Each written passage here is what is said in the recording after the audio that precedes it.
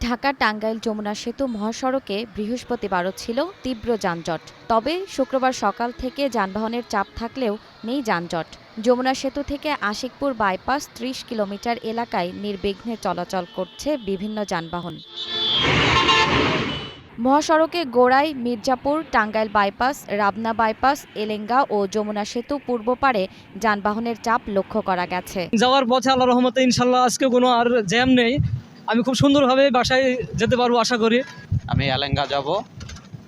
ঈদ যাত্রা এবার খুব ভালোভাবে যাচ্ছে আর কি। দূরপাল্লার যানবাহনের পাশাপাশি ব্যক্তিগত যানবাহন, মাইক্রোবাস, প্রাইভেট কার, মোটরসাইকেল এমনকি জীবনের ঝুঁকি নিয়ে খোলা ট্রাকে ও পিকআপে বাড়ি ফিরছে মানুষ। যানজট ওরকম হওয়ার কোনো অপশন নেই, 90% লোকই তো চলে গেছে আর কি। এখন তো রাস্তা মোটামুটি ফ্রি আছে। না, এবার জামের কোনো আশঙ্কা নাই। যমুনা সেতু টোল প্লাজার মধ্য দিয়ে গত ২৪ ঘন্টায় গাড়ি পারাপার হয়েছে ৪১,০০০ এবং টোল আদায় করা হয়েছে প্রায় ৩ কোটি টাকা।